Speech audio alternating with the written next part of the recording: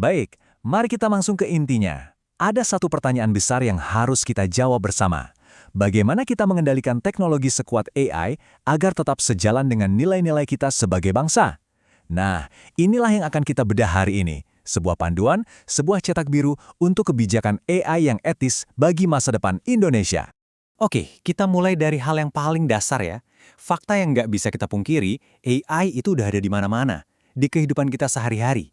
Mulai dari asisten virtual yang selalu siap sedia, sampai rekomendasi produk di e-commerce yang rasanya kok tahu banget apa yang kita mau kan?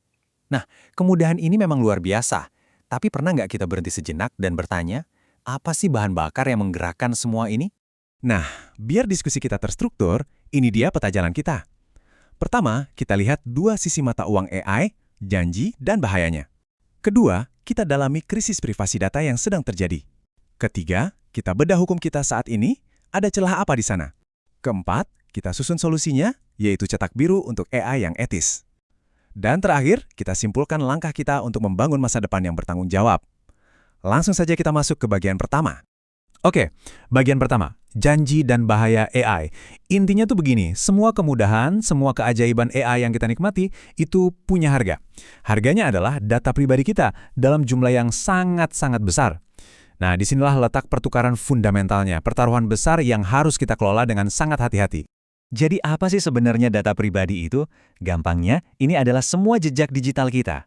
Nama, alamat, nomor telepon, catatan belanja, lokasi kita, bahkan data kesehatan. Semua itu. Bagi AI, data ini ibarat makanan atau pengalaman. Tanpa itu, AI nggak bisa belajar dan jadi pintar. Masalahnya, semakin banyak data yang kita suapkan ke AI, semakin besar juga risikonya. Dan resiko yang barusan kita bahas itu bukan lagi sekedar wacana atau teori. Ini sudah jadi kenyataan. Pengumpulan data besar-besaran ini sudah menciptakan krisis kepercayaan yang nyata di tengah masyarakat. Yuk kita lihat seberapa dalam sebenarnya ketakutan publik ini dan apa saja ancaman yang benar-benar mereka rasakan. Lihat angka ini. Ini bukan sekedar statistik. Ini mengkhawatirkan. 76%. Artinya, lebih dari 3 dari 4 anak muda kita, generasi Z dan milenial, hidup dengan rasa takut kalau suatu hari nanti wajah atau suara mereka bisa dicuri dan dipakai untuk deepfake. Bayangkan, konten palsu yang bisa merusak nama baik dalam sekejap. Ini bukan ketakutan abstrak, ini sangat-sangat personal. Dan rasa takut itu langsung memicu perubahan perilaku. Sebanyak 65% dari masyarakat kita sekarang jadi jauh lebih protektif sama datanya. Kita jadi mikir 2 kali sebelum share informasi sensitif. Ini adalah sinyal yang sangat jelas kan? Kepercayaan publik terhadap ekosistem digital kita sedang goyah. Masalahnya, risikonya itu lebih dari sekedar deepfake.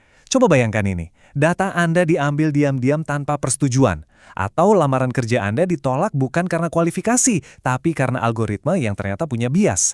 Atau yang lebih seram, pilihan dan perilaku Anda dimanipulasi secara halus tanpa Anda sadari.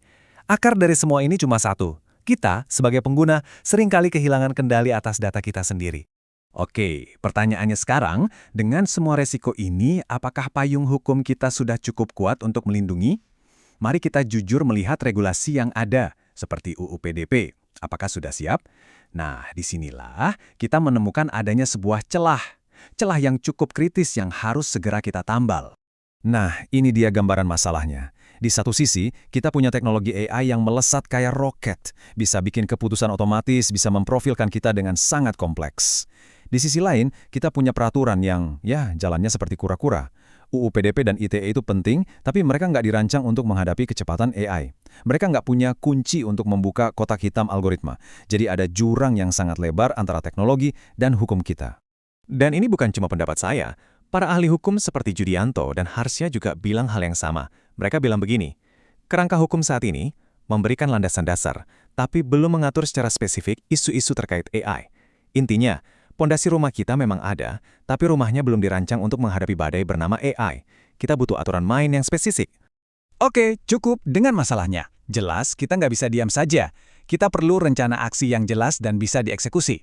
Jadi, sekarang kita masuk ke bagian solusinya. Inilah dia, sebuah cetak biru, sebuah proposal strategi untuk membangun AI yang etis di Indonesia. Strateginya sederhana, bertumpu pada 3 pilar yang saling menguatkan. Pertama, pilar hukum.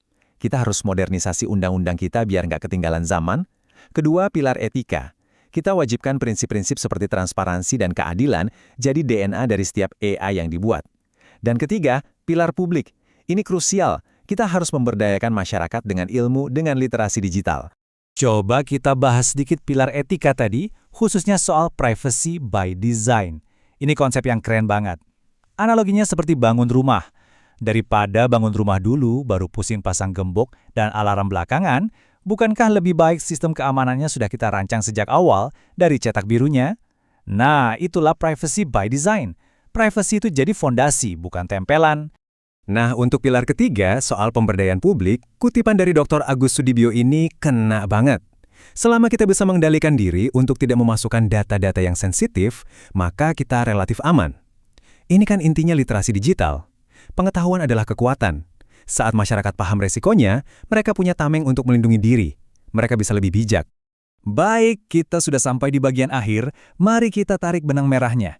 Kita sudah membedah masalahnya, dan kita juga sudah punya peta jalan yang jelas untuk ke depan.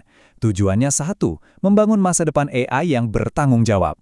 Kalau kita ringkas dalam tabel ini, jadi kelihatan jelas sekali kan? Masalahnya di regulasi, solusinya hukum yang spesifik untuk AI. Masalah di etika, solusinya wajibkan prinsip transparansi dan keadilan. Masalahnya di literasi publik yang rendah, solusinya ya edukasi yang masif dan terarah. Setiap isu punya rekomendasi aksi yang konkret. Dan ujung-ujungnya tujuan besar kita cuma satu. Kita ingin inovasi terus maju, tapi di saat yang sama, hak asasi manusia yang paling fundamental seperti privasi harus terlindungi. Ini bukan pilihan antara inovasi atau privasi. Kita harus bisa mendapatkan inovasi dan privasi. Keduanya harus seimbang. Dan sebagai penutup, saya ingin meninggalkan Anda semua dengan satu pertanyaan penting untuk kita renungkan bersama. Pertanyaannya adalah, apakah kita yang akan menulis aturan main untuk AI melalui hukum kita, atau kita akan membiarkan AI yang justru menulis ulang aturan main tentang hak-hak kita? Pilihan itu ada di tangan kita semua. Sekarang, terima kasih.